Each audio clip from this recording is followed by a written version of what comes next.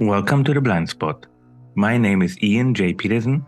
I'm blind and I'm your host.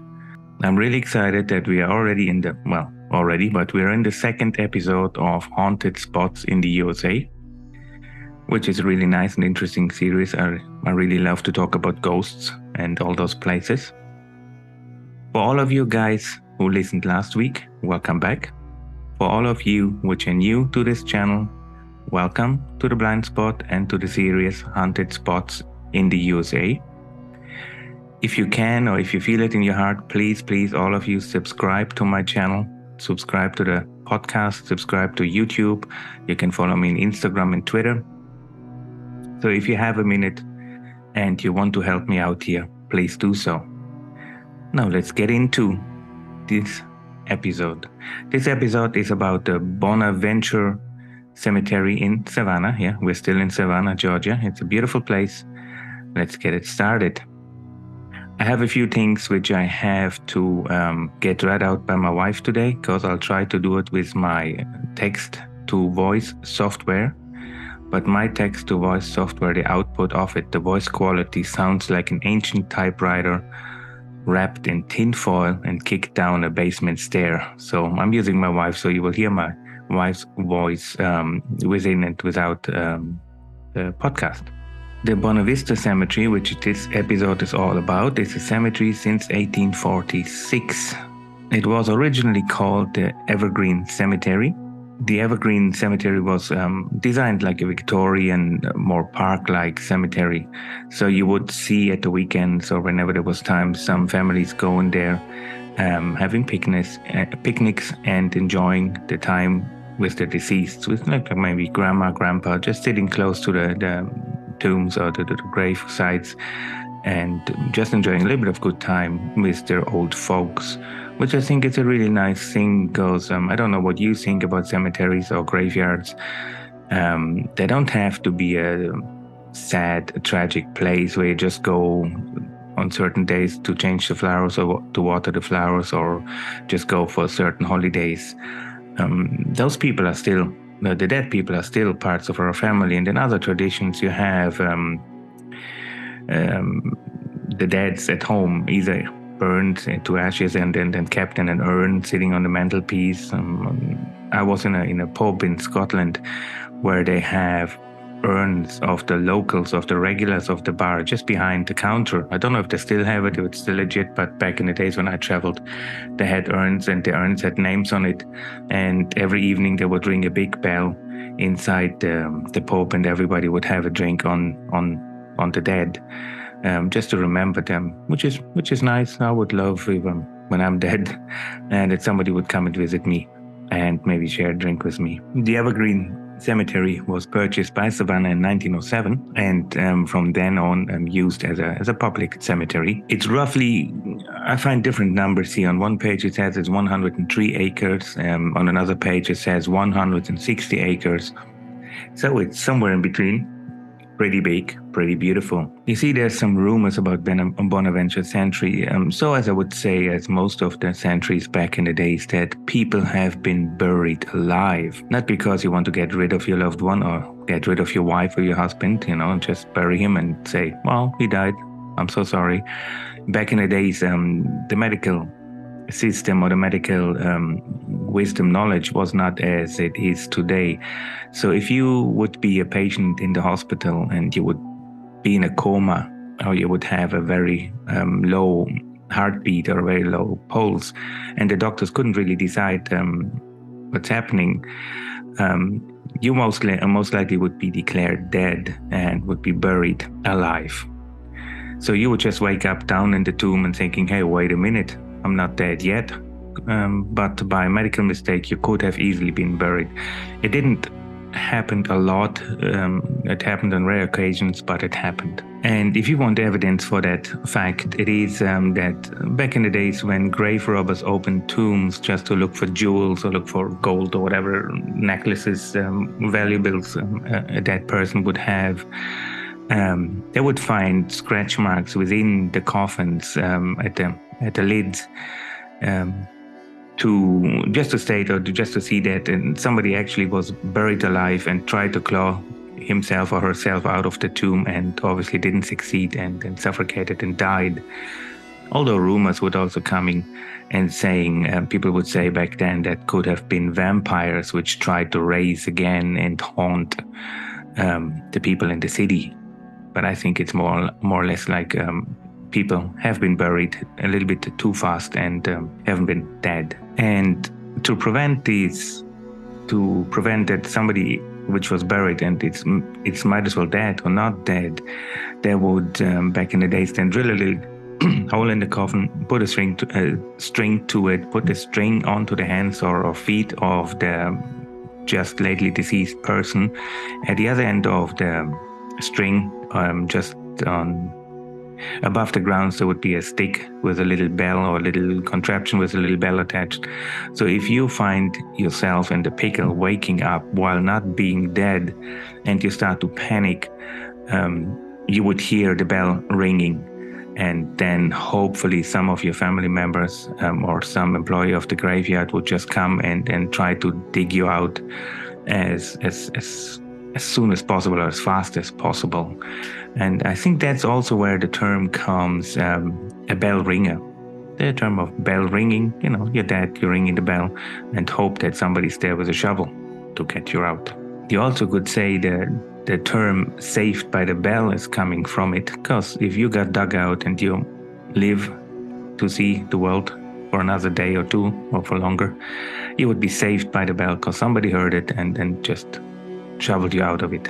You also can say that the saying, as a fun fact, saved by the bell, could also be traced back into boxing.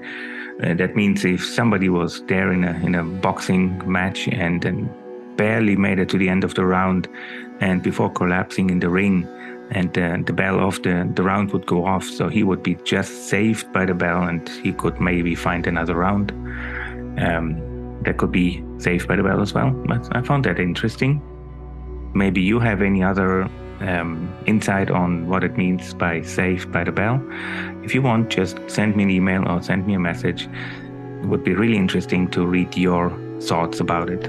And back in the days when you were down in the tomb and maybe all set up with a bell to be taken out in case of you're not dead, some families or some graveyards would pay people to stay all night around the graveyard and just listening if they could hear a bell.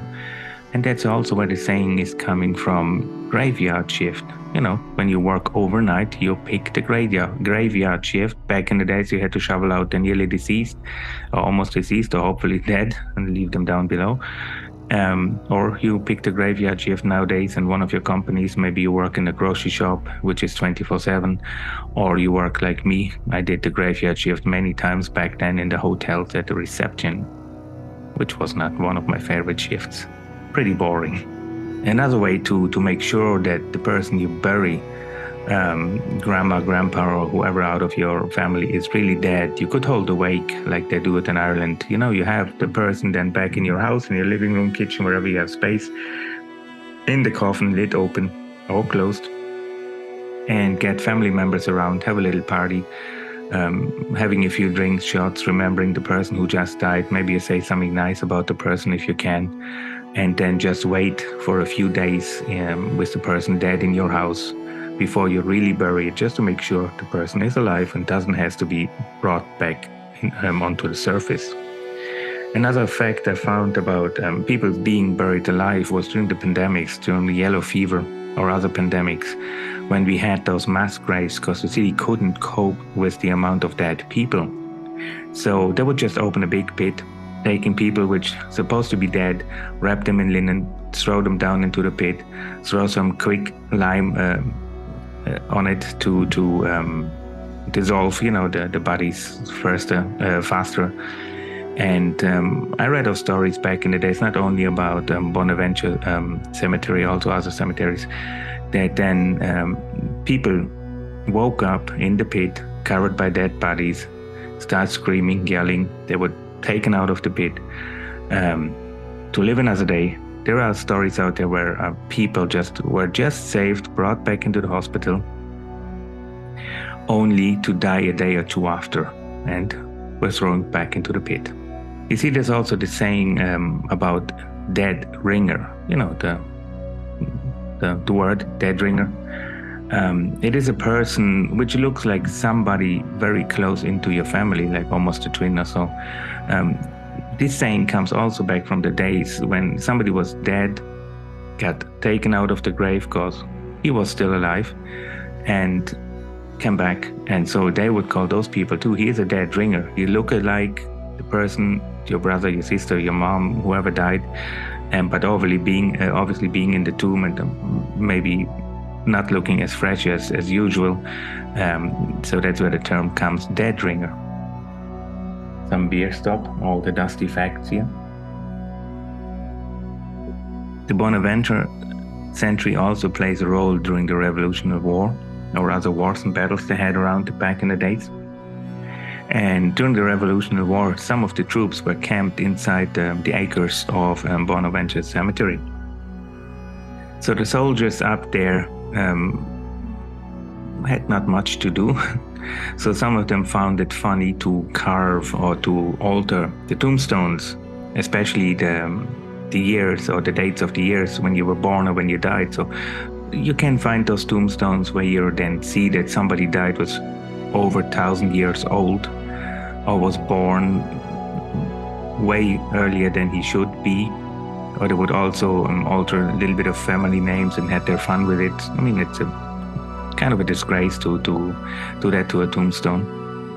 I also found a story about that they would open a crypt because it was getting cold. So they just would open a crypt, throw all the bones and bodies and everything out there, and lit a little stove fire just to keep warm. Well, that's a way to spend some time on the cemetery. The Bonaventure Cemetery was a plantation before. It was owned by Colonel John Mulren, if I pronounce it right, and he named the plantation Bonaventure, which means good fortune. It's kind of funny or ironical if you have a graveyard called Good Fortune. God could be the good fortune being buried. In 1771, the plantation was as big as 9,000 acres, which must have taken up most of the Savannah area. A very big plantation. And also there then on the plantation, obviously, you had slaves which maybe have been mistreated or died. I found burial grounds, not on Bonaventure, but back in the days they would bury the slaves somewhere out of the city because they don't want to mix them up with the rich and fancy ones. So I think if I would get buried nowadays, I would most likely be somewhere out of the city, just thrown in the pit because I'm not one of the rich ones. There's also a fun fact of the plantation, and one of the days the owner of the plantation had a big banquet or a big party with all his fancy friends, and the fire broke out in the house. So the house was starting to burn down, and instead of panicking, he just ordered all his guests and his employees to get out, to bring all the tables and stuff outside, and just go on with the party, giving a fiery speech out there, and everybody was drinking, eating, sitting outside. Of course, not the employees, only the guests. The employees had to work, but the guests would be out there having a jolly time while watching the house burning down. And it said, up to today, you can still hear at some days in Bonaventure on a cold day, you can still hear the crackling fire and some laughter. So maybe it's the house burning down. You can also see a lot of graves which were killed soldiers or people who got killed during the Civil War or the Spanish-American War. So you see a lot of fallen soldiers there. And if you want to go and say hello, just remember them and thank them for their service, you will see a lot of graves. There's also a lot of symbolism in those old cemeteries, as well as it is in Bonaventure. You can see like tree stumps on a gravesite, on a burial site, which then means that the life of the person who's buried there just got cut short. So maybe they died young due to some illness, or maybe they had an accident, maybe they were killed. So if you see a tree stump there, that's a giveaway that the person back in the days the life was cut short. You can also see at some of the headstones of people which were killed during the World War, it just says on the tombstone, killed of the World War, because everybody just assumed that one World War would be the only one which humans only ever get into. Little did they know that we had a reloaded World War II, where even more people died.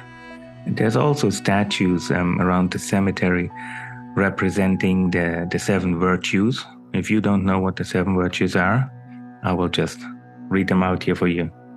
Number 1, chastity. Number 2, temperance. Number 3, charity, which is mine. I normally give more away than I actually have. Then we have diligence. Patience, which I don't have too much. My wife has way more patience, and I'm really happy because most of the patience she has, I think I'm using it up.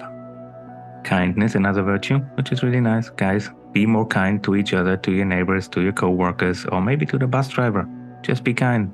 Maybe say please and thank you once in a while. Doesn't hurt and goes a long while. And the last one is humility. So yeah, be humble. And those statues of virtue you can see in some of the family graves where the family then said this or that virtue would just represent their family the best. You can also see some symbolism in the feet of the statues all over Bonaventure. So if the symbol of the statue on one or the other tomb site is bare-feeted, that means that that person was walking with Jesus, as it back then obviously was a very Catholic or church-based time. So if you see somebody, some statue there with no shoes on, that means that person or that family walked with Jesus.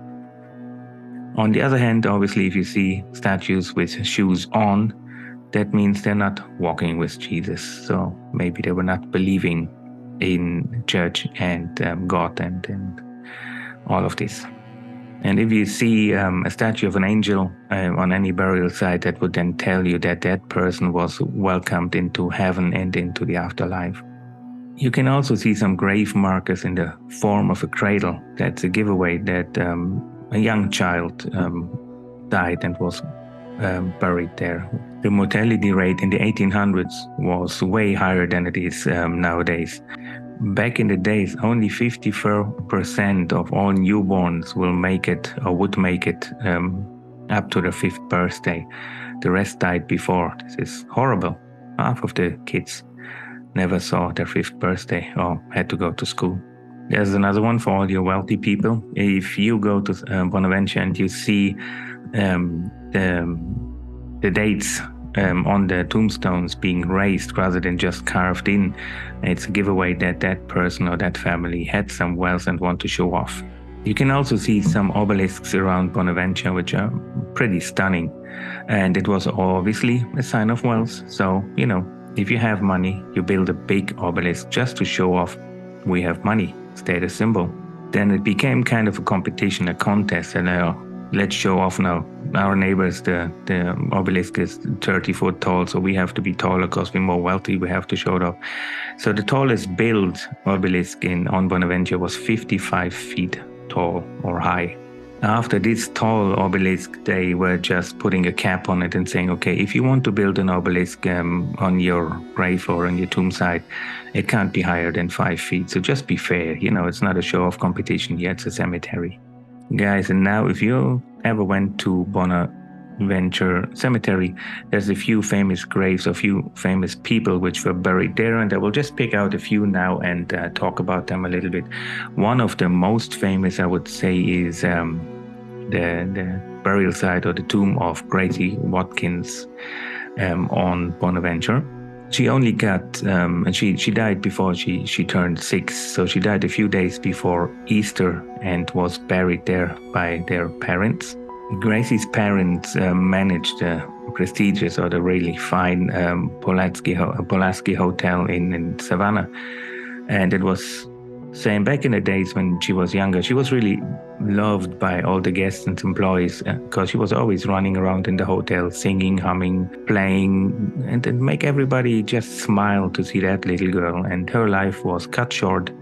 She died 2 days before Easter, before she got 6, and she's buried there. Now you can see a marble statue there, which was carved after she died, because the parents, before she died, bought her Easter outfit and her fancy shoes for Easter for church, and they got a photograph taken back then.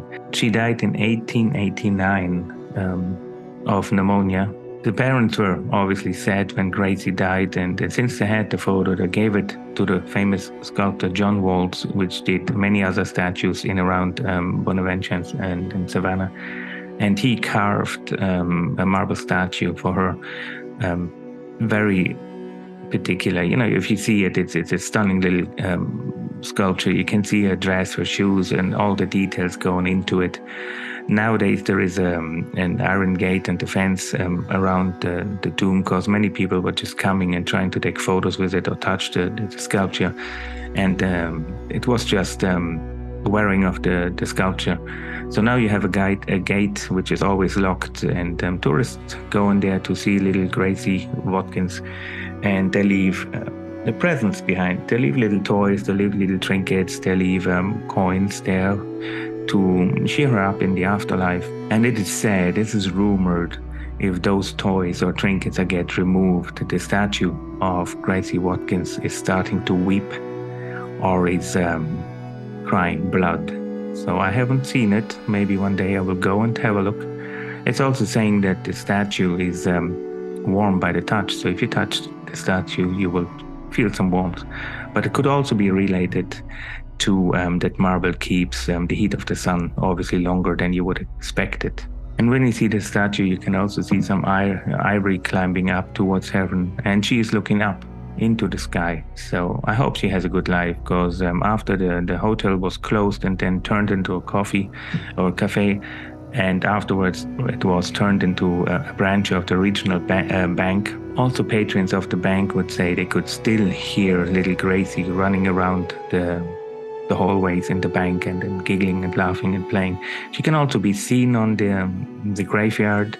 She can also be seen in around Savannah. So I think she really likes Savannah. And you see, some people when they die or turn into ghosts, some just wander off into the afterlife, and some just stay behind where they were most happy. And all what I found about little Gracie now, I think she was really happy in Savannah, and she's still there and enjoying the afterlife. I can just say fair play to Gracie.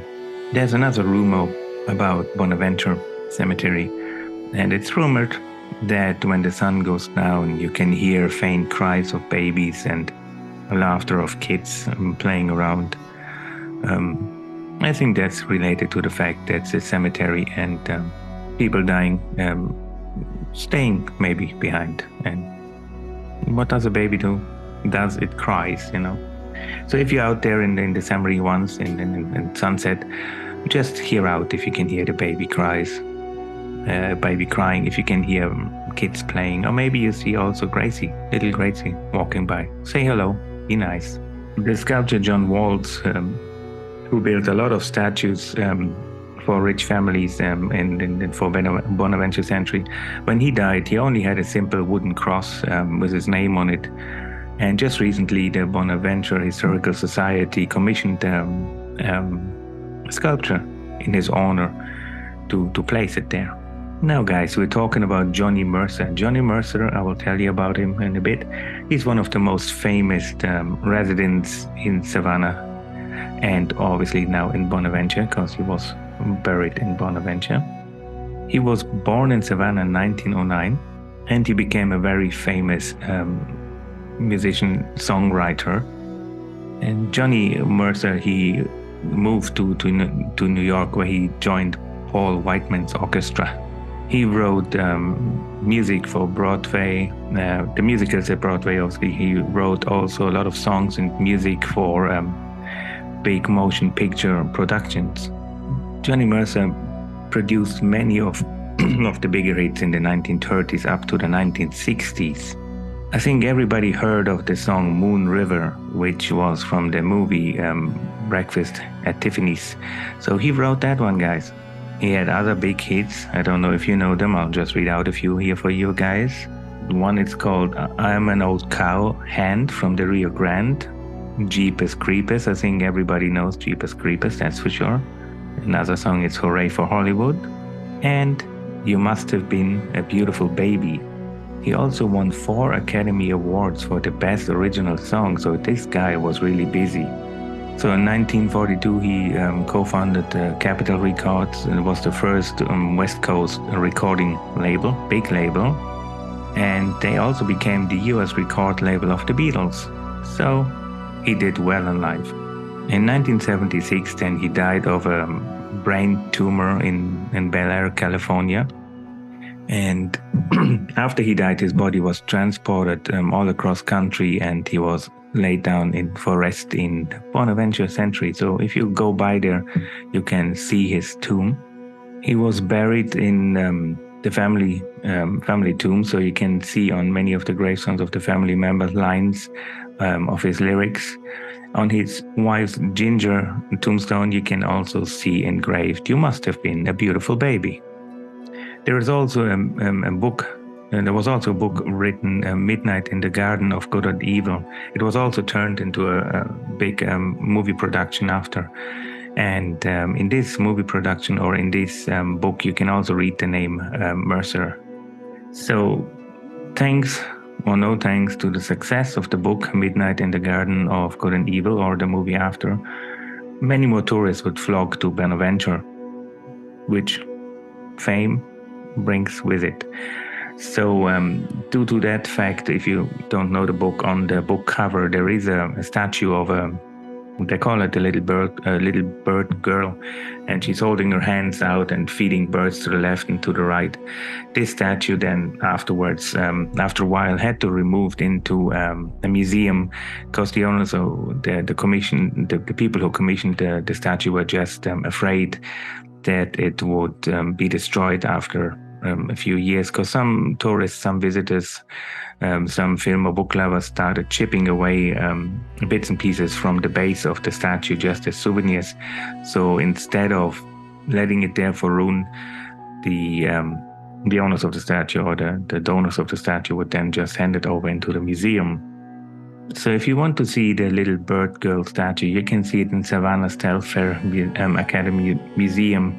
And she's safe there now, because as last time I checked, it's not allowed to chip away on statues in a museum. So little bird girl is safe now. Now guys, I have another famous resident of Bonaventure, a dead person, obviously. His name is Conrad Aiken.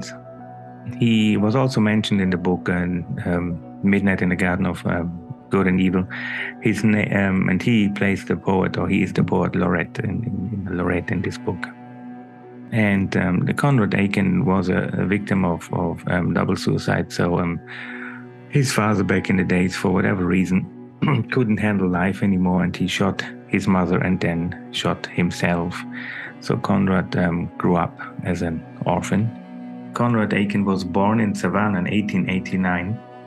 He spent the first 11 years of his life on Oglethorpe Street. So for you guys who listened to the last podcast, Oglethorpe, General Oglethorpe, the nice tongue breaker. After the death of his parents, he moved with his siblings to Massachusetts. I can't pronounce it, guys. To live with his aunt there, because they had no parents anymore. And he attended at Harvard, where he formed a friendship with T.S. Elliott. So a smart guy going to Harvard. He won the Pulitzer Prize for poetry. So he was very well educated. And he also won a National Book Award. So he's living the life I'm writing on a book, or short stories, but they're not so famous yet.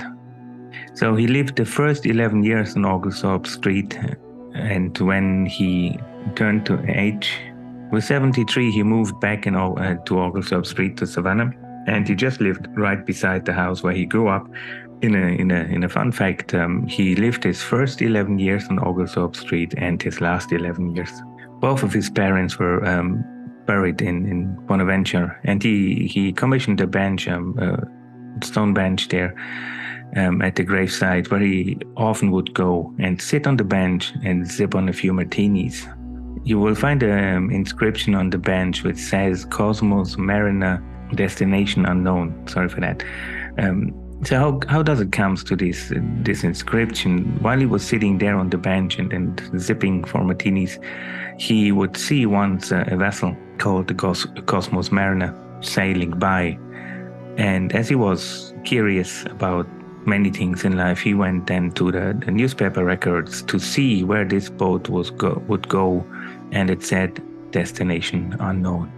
And Conrad and his third wife, they're also buried next to his family plot there on Bonaventure, so you can see and check out his grave. You also can find the burial ground of John Mongin there at the Bonaventure, just close to the banks of the river. It's kind of shaped like pyramid, Egypt pyramid. It was looted by grave robbers and then shipped from the former burial site 14 miles down the river into Bonaventure, where it's now. You can go and visit it. The burial site or the pyramid is empty. You can still see the damage on the door frame to get into it, caused by the grave robbers. So, every time you had a nice grave or something elaborate, of course, people would go and try to steal it. But if you mentioned that they were transporting the whole crypt 14 miles down the river, the effort they went through just to put it into a better and more secure place, it's amazing. There's a very sad tomb site or grave site too of Corinne Elliott Lawton. It's like kind of a Romeo and Juliet type of story. She was in love with a man, and as she came from a more wealthy family, and her man of her heart was not at the same standard as her family was financially, so the family wouldn't allow her to marry her and would just arrange a marriage. Money marries money, as we all know. So when the marriage was arranged, that she gonna marry a rich person, and she didn't want to, because she didn't want to give up on her sweetheart. She just went down to the river and drowned herself, because she couldn't stand to live another day without the man she wants to be with, and she didn't want to be with the man the family decided to. So as Corinne killed herself on the eve of her wedding day, because she couldn't stand the thought, and drowned herself in the river. Obviously, the rich family couldn't live with it and saying, "Oh God, our daughter committed suicide." So the family then stated that she died of yellow fever and didn't survive the horrible disease or illness, and that's how she died, and not by a broken heart and drowning in the river. If you go nowadays to Bonaventure, I think her statue at the grave is the most eerie you can see. If you look into her eyes, the eyes look empty. It's kind of spooky. She's looking at nothing and no one, and she's wearing shoes, guys. So as we learned, most likely the family then wants to point out that she doesn't walk with Jesus because she committed suicide. But if you have the time in the Bonaventure, just really look up her tomb site. It's very sad to see the impression. The sculptor who did the job did a wonderful job on that one. You can also find a big part, or like a part of a Bonaventure dedicated to the Jewish community, where you see Jewish graves. You can also find the ash of 344 Holocaust victims from Germany, which are buried there at the Jewish cemetery site, or the part of the Bonaventure which is dedicated for the Jewish community. You can also see, when you see, if you visit this area on the tombstones, you can see a lot of little stones, like pebble stones or so, put on top of the tombstones. And it's, I don't really know what it is. I read about it. It's saying that people leave them there as a sign of visitation, saying, yes, I was here, I visit your grave, so I leave a stone behind, because obviously stones would last longer than flowers would. It's also believed that leaving those little stones on top of the tombstones is just to keep the soul in the tomb, and protect it from any other harm from the outer world, which I think it's a nice idea to do that. If you have more insight on this tradition of the Jewish burial ceremonies, or of the main reasons behind why you leave stones, just let me know, please. I'm really interested in it. Maybe I have to look into a little bit deeper. But every time I'm looking up something in the internet, I have to blow up my screen with my Zoom software very big, so it's very hard to read. Or I copy paste things into a Word document and then have my screen reading software to read it out to me. It takes way longer than it would if I had good eyes. But so far I manage, guys, and so please be patient with me if I sometimes stumble while reading out things or telling you things in my podcast.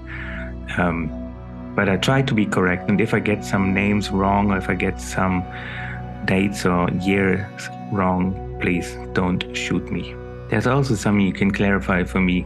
At many or some of the Jewish tombstones, you can see two hands with the middle finger spread to a V, and the thumbs touching each other.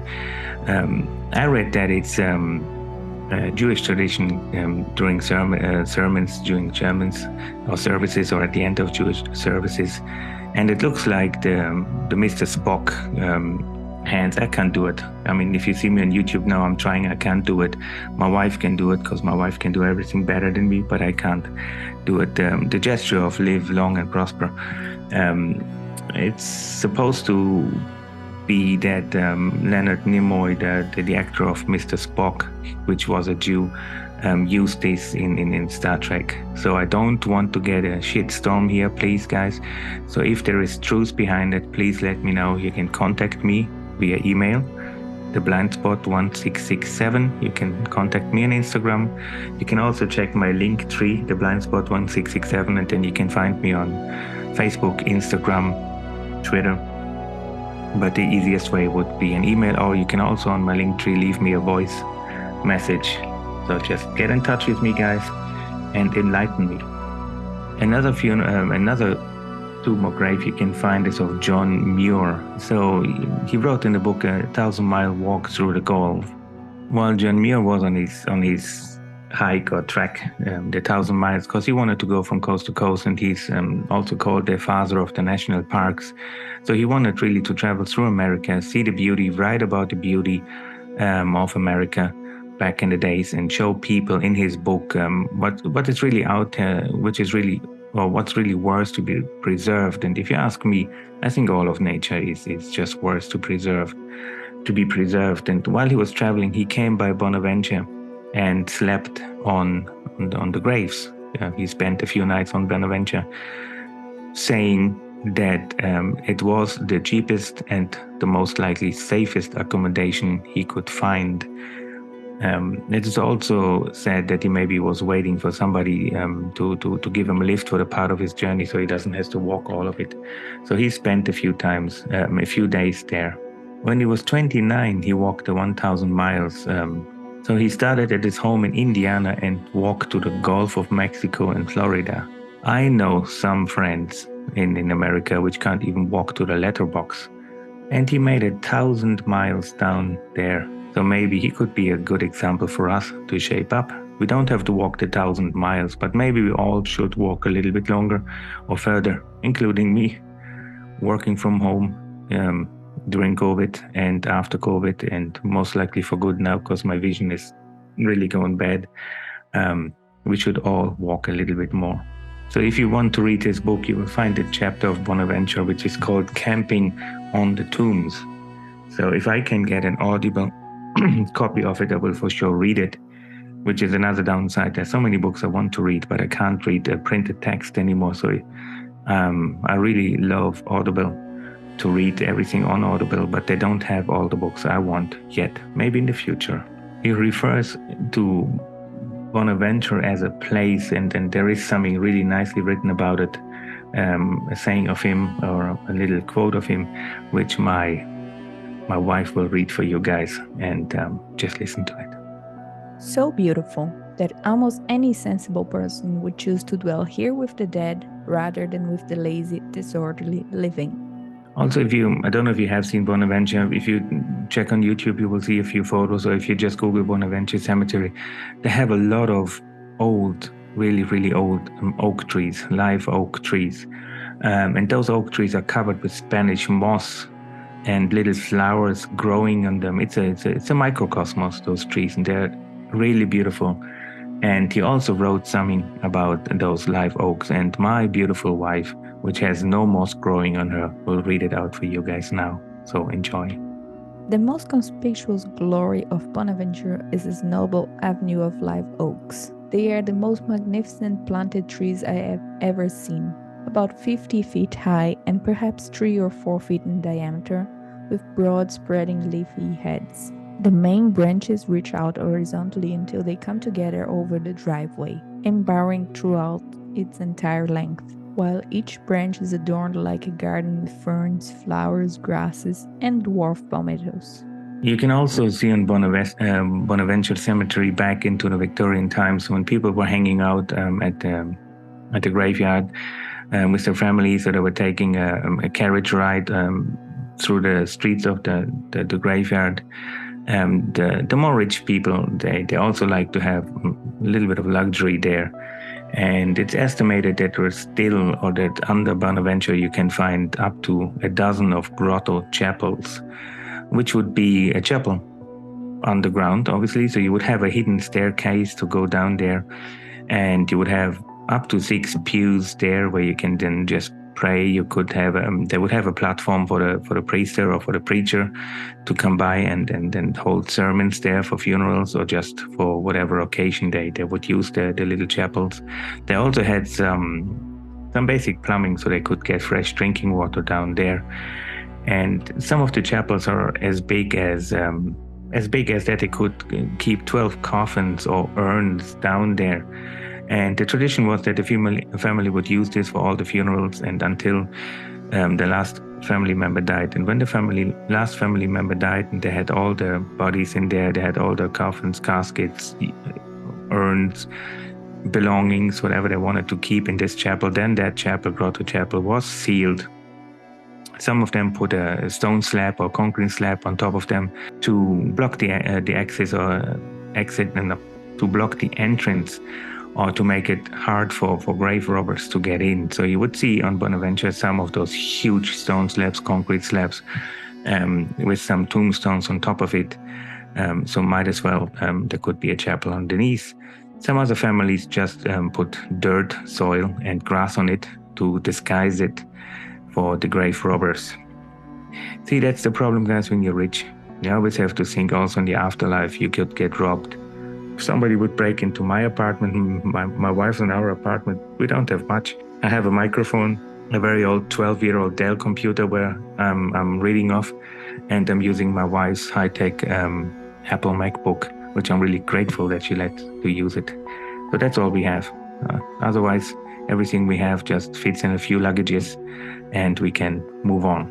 Now, just go back to a little bit of the haunted side of Bonaventure, or also other cemeteries. In Bonaventure, it's believed that after dark you can hear the barking and the growling of hounds, of dogs, of hellhounds, if you want, which is believed that most likely those are the ghosts from guard dogs, which were used over the centuries to keep those pesky grave diggers, grave robbers off the grounds. People say when they visit Bonaventure, they can still feel some breath of a dog or of a shorter animal down on their ankles. Pretty scary, guys. And of course, guys, I forgot to tell you when I was talking about Bird Girl, the statue, we remember, which was moved into the museums for her own safekeep. She was nicknamed Little Wendy. So if you want to see Little Wendy, you have to go to the museum. Now, guys, we went to all the sayings, all the terms. We were talking about the dead ringer, the saved by the bell ringer. There is another fun fact, which was a part of history of most of the centuries back in the days. In Ireland, we call it stiffy lifting. That means a body which is stiff and buried, okay, or body snatching. So back in the days, you were not allowed to exhume bodies, or you were not allowed to do some autopsy on bodies. And all the physicians back then, they had students and medical staff. They needed to understand about the human body. So since you're not allowed to operate or open a dead body for your students or just for any research purposes, there was a little nifty little side job coming up, and in Ireland we call them stiffy lifters, or then body snatchers. So what those people did, they would check out the cemeteries for fresh corpse, for people which just got buried, preferably at the same day. They would outsmart the cemetery guards, or the hellhounds we heard, the guard dogs, and they will dig up the fresh grave, take the body out, wrap it up, and bring it into one of those physicians' medical clinics offices, or also I think universities were in there too. But it was all hush-hush, so there was not really proof of it for the authorities. So they would take those bodies and bring it then into those physicians, bring it to those physicians, which then would pay a pretty penny for a fresh body. And there was also kind of a range of money you could get. You know, if you get a body which was already start to decompose, or a body which was maybe injured before it died, so, you know, hit by a carriage or fell off a construction site, those bodies wouldn't be worth much money. But if you would get a very fresh one in pristine quality, you could really get some money out of it. So you would just dig out the bodies, sell it to the physicians, get your cash, and go back and repeat. And that's where then we, as we say in Ireland, stiffy lifting or body snatching came from. It sometimes could be also a little bit gruesome, because the bodies would be in a casket down in the soil. So they would open up the gravesite, dig it up, open the lid, and then in order to get the body out, sometimes they would just put a fire hook into the body and drag it out of the gravesite, which is nasty business, guys. So if you're up for body snatching and stiffy lifting, I have to disappoint you. First of all, it's illegal, and second of all, nowadays our medical staff, our professionals, they have enough bodies to train on. Some people also donate their bodies after they're dead, and for medical purposes. I think it's a nice thing to do. People can learn, students can learn on bodies, and it leaves the graveyards in peace. Now, while finishing up the Bonaventure episode of this podcast, I found an old poem dating back to 1833, which is very, very beautiful. So since it's a nice poem and I don't want to ruin it with my typewriter's type software buttering it, my wife will read it out for you guys. So lean back. One beautiful poem about Bonaventure. And as I gaze around, I feel that nature hath proclaimed consecrated ground. No right of man hath allowed it, but time, who summons all to wear the emblems of his power, and answers at his call. The noble oaks, those 100 arms, are stretching wide and high, as if the very trees aspire to reach the glorious sky. Even these are shrouded with veil, by nature lent to time. The long grey overhanging moss, which marks the sounder climb, o'er stately trunk and branch this strewn. But still, the bright green leaves, like youthful beauty, peeing through, seem laughing at the reefs. And there the ruined garden walks of other days declare, and the deserted tombstone tells of valued friends that were. The world, its follies and its noise, to solemn thoughts give way. They feel the power of nature's God in his sublime array. Farewell, though other scenes I love, where nature's beauties shine. The tribute of my heart must be thine, Bonaventure, thine. Signed by M.E.C. This beautiful poem you just listened to was found by a storyteller named Louis Clausey, so I don't want to take the fame for it. He found it in a newspaper. It was the Georgian newspaper, and it was the print of April the 8th in 1833, guys. April the 8th, 1833. That's when this beautiful poem was found in a newspaper. The poem is presumably titled Bonaventure, and is was written by a mysterious writer. We don't really know. It was only signed with MEC, so we don't really know who wrote it yet. Or if you have any insight on this poem and you know more about it, please contact me. Let me know. I would really love to look into that. Now, guys, we're coming to the tragic of this episode. The end, guys. We finished another episode, and if you're still listening, you're one of the hardcore listeners or super fans. I really, really appreciate that you're listening to all the podcast. So while we reach the end, please, if you enjoyed this episode, or if you didn't enjoy the episode, which I don't hope in any way, please just write me, contact me. I really want to know where I'm at with this podcast. Write me an email.